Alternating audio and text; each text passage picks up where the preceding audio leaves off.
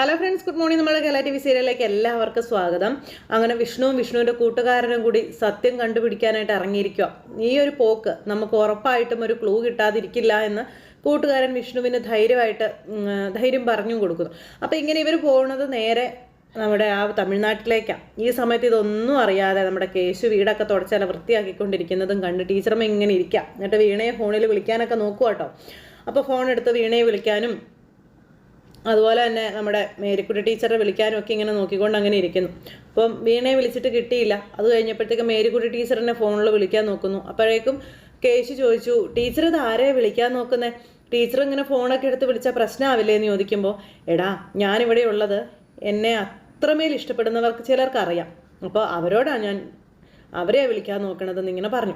അത് കഴിഞ്ഞ് നമ്മുടെ കേശുവും ടീച്ചറും ഒക്കെ സംസാരിച്ചുകൊണ്ടിരിക്കുന്ന സമയത്താണ് അങ്ങോട്ടേക്ക് നമ്മുടെ കനി വരുന്നത്. കനി വന്നു കഴിഞ്ഞപ്പോൾ മറ്റേ നമ്മുടെ സോഷ്യൽ മീഡിയയിൽ ആ ഒരു പേജും കാര്യങ്ങളൊക്കെ കാണിച്ചുകൊണ്ടാണ് വരുന്നത്. കണ്ടാ ചെറിയമ്മേ, ഇത് നോക്കിക്കേ, നമ്മുടെ ഈ ഒരു പ്രവൃത്തി കൊണ്ട് എത്ര നല്ല കാര്യം നടക്കാൻ പോകുന്നതെന്ന് അറിയാവോന്നും ചോദിച്ചുകൊണ്ട് ഇങ്ങനെ, എന്താടി മോളേന്നും ചോദിച്ച് അന്നേരം സരസ്വതി ടീച്ചർ ചോദിച്ചു. അപ്പോൾ ഇങ്ങ് വന്നേന്നും പറഞ്ഞ് വിളിച്ചത് ഡൈനിങ് ടേബിളിൽ കൊണ്ടുവന്നിരുത്തി ഇവരമ്മിൽ നോക്കുക. അപ്പോഴേക്കും നമ്മുടെ കേശു തുടയ്ക്കലും തൂക്കലും ഒക്കെ കഴിഞ്ഞു. ഞാൻ വീട് മുഴുവൻ ക്ലീൻ ചെയ്തിട്ടുണ്ട്, ഇനിയിപ്പോൾ എന്താ ചെയ്യാനുള്ളതെന്ന് ചോദിച്ചപ്പോൾ, ഇനി അടുത്തത് ഇന്ന പണി ചെയ്താൽ മതി, ഇന്നലെ നോക്കിയും കണ്ടൊക്കെ ചെയ്തോളാൻ പറഞ്ഞ് കേശുവിനെ അങ്ങ് പറഞ്ഞു വിട്ടു. കേശു ഓരോ ജോലികളായിട്ട് ഇങ്ങനെ ഓടി നടന്ന് ചെയ്തുകൊണ്ടിരിക്കുക കേട്ടോ. ആ ഒരു സമയത്ത് നമ്മുടെ കനി ടീച്ചറമ്മയോട് പറയുന്നുണ്ട്, ഇത് നോക്കിയ ചെറിയമ്മ, നമ്മൾ പറഞ്ഞതുപോലെ തന്നെ ചങ്ങാതിക്കൊരു വീടെന്നുള്ളൊരിതിൽ ഒരുപാട് ലൈക്കും ഷെയറും കമൻസും അതുപോലെ സഹായിക്കാൻ തയ്യാറായിട്ടുള്ളവരും സ്കൂളുകളും വ്യക്തികളും ഒക്കെ വന്നിട്ടുണ്ട്. ഇപ്പോൾ ഓരോ സ്കൂളുകളിലും ഒരു ഗ്രൂപ്പ് തന്നെ ഉണ്ടാക്കിയിട്ടുണ്ട് ഇങ്ങനെയുള്ള കുട്ടികൾക്ക് വേണ്ടിയിട്ട്, ഒരു വീടും കാര്യങ്ങളും ഒക്കെ അതിന് വേണ്ടിയിട്ട് എന്നൊക്കെ പറഞ്ഞു. അപ്പോൾ അത് കേട്ടപ്പോൾ ഭയങ്കര സന്തോഷം ടീച്ചറമ്മയ്ക്ക്. എന്തായാലും ഇനിയിപ്പോൾ ഒരു സ്കൂളിൽ നിന്ന് ഒരു 5 കുട്ടികൾക്കെങ്കിലും ഒരു വീട് കിട്ടാതിരിക്കില്ലല്ലേ എന്ന് ടീച്ചറമ്മ നേരം പറയുക. അങ്ങനെ പാവപ്പെട്ട കുട്ടികളെ തെരഞ്ഞു പിടിച്ച് ആ കുട്ടികൾക്കൊരു വീട്, അവരുടെ സ്വപ്നം അത് സഫലമാക്കി കൊടുക്കും. എന്തായാലും ഇവിടെ ഇരുന്നു കൊണ്ട് നമുക്ക് ഇത്രയ്ക്കൊക്കെ ചെയ്യാൻ പറ്റിയില്ലേ ചെറിയമ്മയെന്നും പറഞ്ഞുകൊണ്ട് കനി. അപ്പോൾ അതൊക്കെ നിൻ്റെ മിടുക്കാണെന്ന് പറയുമ്പം, എൻ്റെ മിടുക്ക് എങ്ങനെയാവാനാ? എൻ്റെ മിടുക്കൊന്നുമല്ല, അതൊക്കെ ചെറിയമ്മയുടെ ആ ഒരു എഴുത്തിൻ്റെ മിടുക്ക എന്നും പറഞ്ഞുകൊണ്ട് നമ്മുടെ കനി. എന്തായാലും ഒരുപാട് സന്തോഷമുണ്ട്, നമുക്ക് ഇങ്ങനൊരു കാര്യം ചെയ്യാൻ പറ്റിയല്ലോ എന്നോർത്തുള്ളൊരു സന്തോഷമെന്നും പറഞ്ഞ് ഇവരിങ്ങനെ ഇരിക്കുന്നു. ഈ ഒരു സമയത്താണ് നമ്മുടെ വിഷ്ണുവും അതുപോലെ കൂട്ടുകാരനും കൂടെ വണ്ടി ഓടിച്ച് തമിഴ്നാട് എത്തുന്നതും നമ്മുടെ ടീച്ചറമ്മ ഉണ്ടായിരുന്ന ആ ഹോസ്പിറ്റലിൽ എത്തുന്നതും. അവിടെ ചെന്നു കൗണ്ടറിൽ കാര്യങ്ങളെല്ലാം ചോദിച്ചു. അപ്പോൾ ഡോക്ടറെ കാണാനായിട്ട് അകത്തേക്ക് ഇവരെ പറഞ്ഞു വിടുന്നു. ഇവർ രണ്ടുപേരും കൂടി നേരെ അവിടുത്തെ ഡ്യൂട്ടി ഡോക്ടറുടെ അടുത്തേക്ക് ചെല്ലുവാണ്. അവിടെ ചെന്ന് കഴിഞ്ഞപ്പോൾ ഡോക്ടർ ചോദിച്ചു ആരാ എന്നാന്നൊക്കെ ചോദിച്ചു. അപ്പോൾ ഞങ്ങളിങ്ങനെ ഇന്ന പോലെ കേരളത്തിൽ നിന്ന് വരികയാണ്, പോലീസ് ഓഫീസേഴ്സാണ്, നല്ല കാര്യം പറയാം. അപ്പോൾ എന്താ സാർ എന്താ അറിയേണ്ടതെന്ന് ചോദിച്ചപ്പോൾ നമ്മുടെ ടീച്ചറമ്മ മരിച്ച ആ ഒരു ഡേറ്റിലും അതുപോലെ തന്നെ ആ ഒരു സമയത്ത് അവിടെ ചികിത്സയിലായിരുന്ന നമ്മുടെ സാറുണ്ടല്ലോ, ടീച്ചറമ്മയുടെ സാറിനെ പറ്റിയുള്ള കാര്യങ്ങളും ഇങ്ങനെ ചോദിക്കുക. അപ്പോൾ അങ്ങനെ ചോദിക്കുമ്പോൾ എല്ലാ കാര്യങ്ങളും അവർക്ക് അറിയാവുന്ന കാര്യങ്ങളെല്ലാം പറഞ്ഞു. ഇന്ന ദിവസം ഇത്രാം തീയതി ഇങ്ങനെ ആക്സിഡൻ്റ് ആയിട്ടാണ് വന്നതെന്നും ആ സമയത്ത് ആ സാറും ഇവിടെ ചികിത്സയിലായിരുന്നു എന്നും സാറിൻ്റെ ഫാമിലിയും കാര്യങ്ങളൊന്നും ഉണ്ടായിരുന്നില്ല, സാറാണെങ്കിൽ ചികിത്സയ്ക്ക് വിധേയനായി കഴിഞ്ഞിട്ട് അതിൻ്റെ കാര്യങ്ങളെല്ലാം കഴിഞ്ഞ് അദ്ദേഹം അവിടുന്ന് പോയെന്നും പറഞ്ഞു. ആ ഒരു സമയത്ത് ഈ സരസ്വതി ടീച്ചർ എന്ന് പറയുന്ന ഒരു വ്യക്തി ഇവിടെ ചികിത്സയിൽ ഉണ്ടായിരുന്നു എന്നും അദ്ദേഹം, അതായത് ആ സാറ് പോയി 1.5 മാസമായി കാണും. ആ 1.5 മാസം ആയപ്പോഴേക്കും ടീച്ചറും ഇവിടെ നിന്ന് ഡിസ്ചാർജ് വാങ്ങി പോയി എന്ന് പറഞ്ഞു. ഇത് കേട്ടപ്പോഴേക്കും ദൈവമേ, നമ്മുടെ വിഷ്ണുവും കൂടെ വന്ന ആളും ഞെട്ടിപ്പോയി. ടീച്ചർമ്മ ജീവനോടെ ഉണ്ടെന്നുള്ളൊരു സത്യം അവർ തിരിച്ചറിഞ്ഞിരിക്കുവാണ്. അങ്ങനെ ഇവർക്ക് അറിയേണ്ടതായിട്ടുള്ള കാര്യങ്ങൾ മുഴുവനും ഇവർ ആ ഡോക്ടറോട് ചോദിച്ചു. പിന്നെ ആ ഡോക്ടർ പോസ്റ്റ്മോർട്ടം റിപ്പോർട്ടിനെ പറ്റി മറ്റു കാര്യങ്ങളെല്ലാം ഇങ്ങനെ ഇവരോട് പറയുവാണ്. അതിനുശേഷം അവിടെ സംഭവിച്ച എല്ലാ കാര്യങ്ങളും തെളിവുകളും അല്ലെങ്കിൽ അതിൻ്റെ ഡോക്യുമെൻറ്റ്സും കാര്യങ്ങളെല്ലാം ഇവർക്ക് കാണിച്ചു കൊടുക്കുക. അതെല്ലാം ഇവർ കണ്ടു.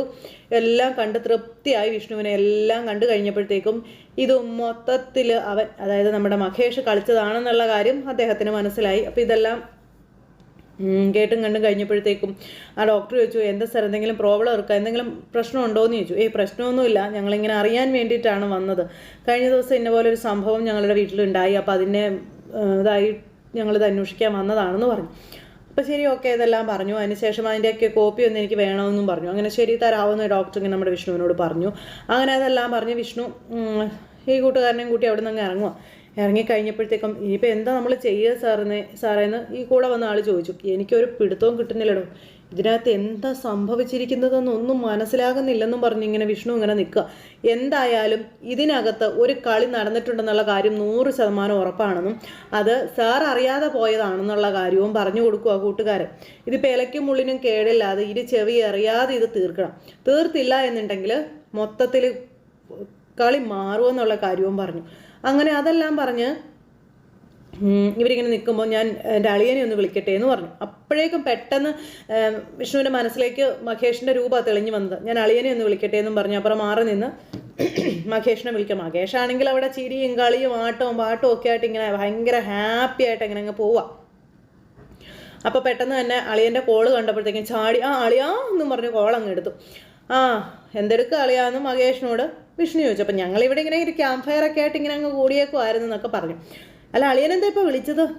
ഞാൻ പറഞ്ഞ കാര്യങ്ങളെപ്പറ്റി മഹേഷ് അളി മറന്നുപോയെന്ന് ചോദിച്ചു. എന്ത് കാര്യം അളിയാ?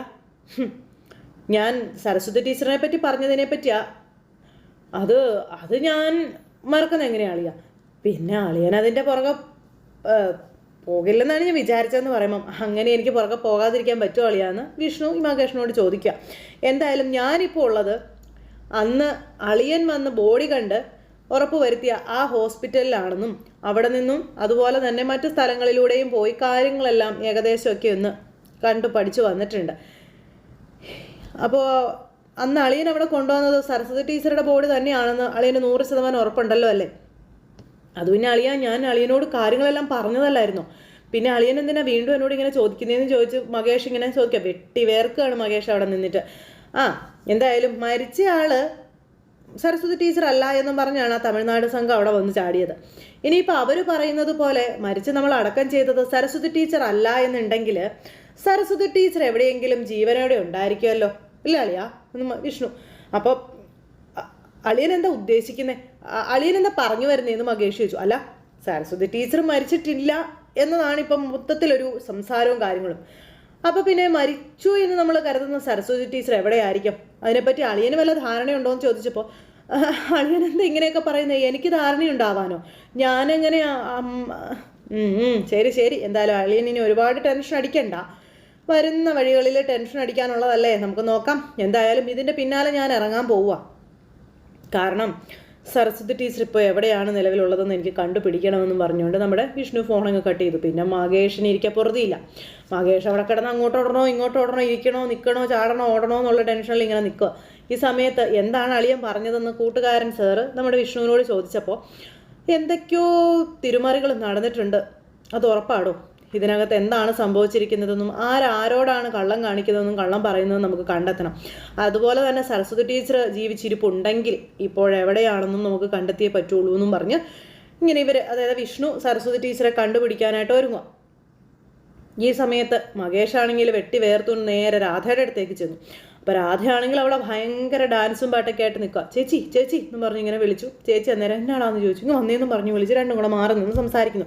ഇവരെപ്പോഴൊക്കെ മാറി നിന്ന് സംസാരിക്കുന്നുണ്ടോ അപ്പോഴെല്ലാം രേണുവിൻ്റെ ഒരു കണ്ണ് ഇവരുടെ നേരെയുണ്ട്. രേണു ഇങ്ങനെ ഇവർ രണ്ടുപേരെയും ശ്രദ്ധിക്കുന്നുണ്ട് കേട്ടോ.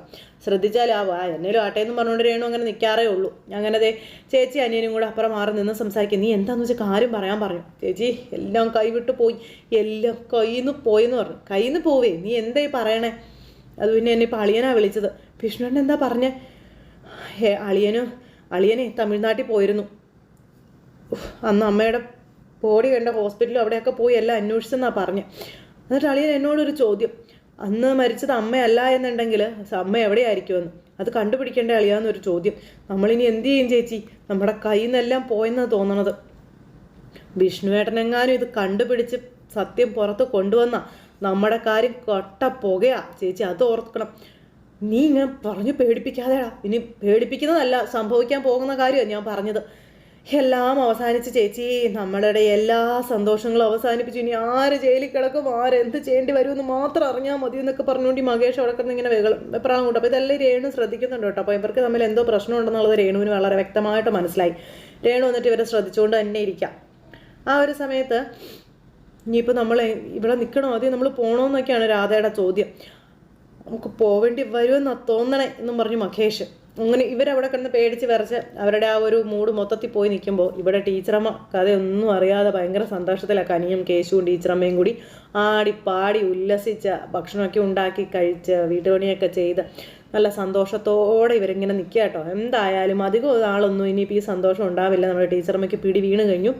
ടീച്ചറമ്മ മരിച്ചിട്ടില്ല എന്ന് വിഷ്ണു അറിയിക്കുകയും ചെയ്തു. ഇനി മഹേഷിനെയൊക്കെ തൂക്കിയെടുത്തുകൊണ്ട് പോണ ലക്ഷണങ്ങളും കാര്യങ്ങളൊക്കെയാണ് കാണുന്നത്.